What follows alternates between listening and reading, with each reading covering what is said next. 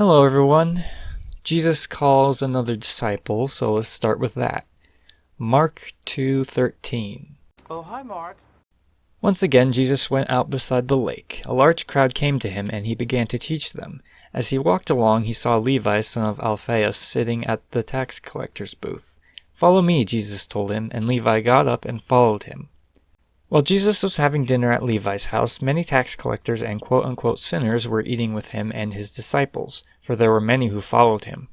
When the teachers of the law who were Pharisees saw him eating with the quote-unquote sinners and tax collectors, they asked his disciples, "Why does he eat with tax collectors and sinners?" On hearing this, Jesus said to them, "It is not the healthy who need a doctor, but the sick.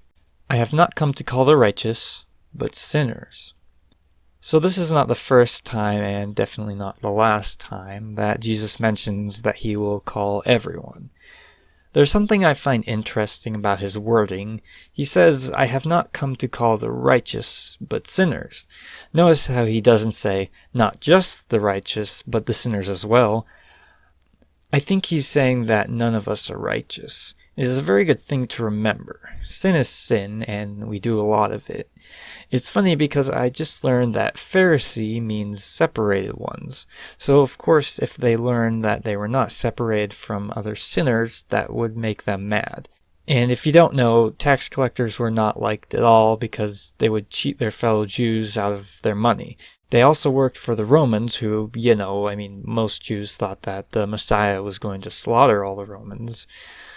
Something also good to note is that Levi actually got his name changed to Matthew. Yes, the writer of the book Matthew. In The Chosen, it is shown that Matthew is very rich. The Luke version of this passage says that he hosted a banquet.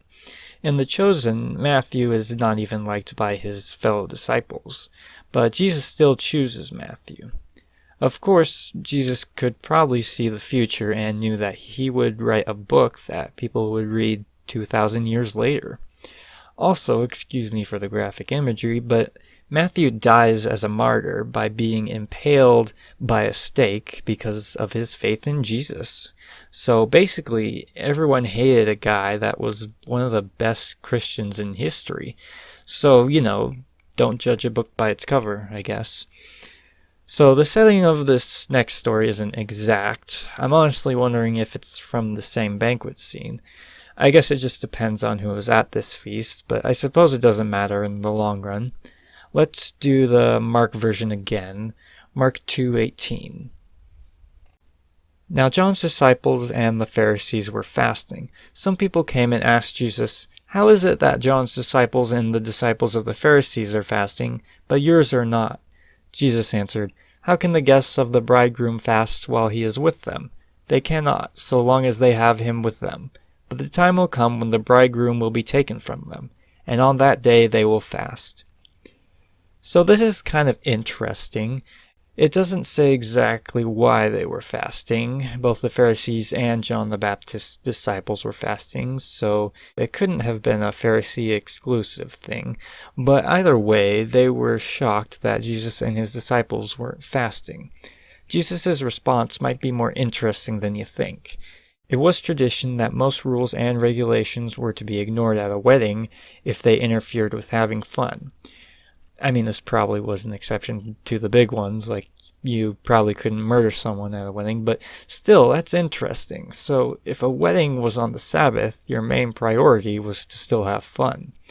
And I'm pretty sure that this analogy is made in other places of the gospel, but what Jesus is saying is that he is the groom of the earth. While he was on the earth, that was his wedding with us. I guess specifically what it means is that Jesus' time was short, and so he needed to do all he needed to do before his death. Then he used two analogies that I'm not sure I completely understand. Well, I understand the message he's putting across, but the analogies are about sowing and wine, two things I don't know. But I'll do my best. Let's read them first. No one sews a patch of unshrunken cloth on an old garment. If he does, the new piece will pull away from the old, making the tear worse. And no one pours new wine into old wineskins. If he does, the wine will burst the skins, and both the wine and the wineskins will be ruined. No, he pours new wine into the new wineskins. Jesus was saying that you can't fit the new life that he gives you into your old life, and that he came to introduce something new and not patch up something that's old. And the next story has pretty much the exact same problem with some more insight from Jesus. Let's just jump to Luke, just to keep you on your toes. So let's read Luke 6. One Sabbath, Jesus was going through the grain fields, and his disciples began to pick some heads of grain, rub them in their hands, and eat the kernels. Some of the Pharisees asked, "Why are you doing what is unlawful on the Sabbath?" Jesus answered them, "Have you never read what David did when he and his companions were hungry? He entered the house of God, and taking the consecrated bread, he ate what is lawful only for priests to eat, and he also gave some to his companions." The story that Jesus is referencing here is from 1 Samuel 21. We've talked about King David before. This was a time in David's life when he was fleeing from King Saul. Saul hated David because he knew he would take the throne. So while on the run, David and his followers were hungry, so David asked a priest for food. The priest was like, "We have holy bread." This was bread that symbolizes God's continual fellowship with Israel. And the priest was like, "You can eat it as long as you haven't been around women." And David was like, "Yes, we've been abstaining."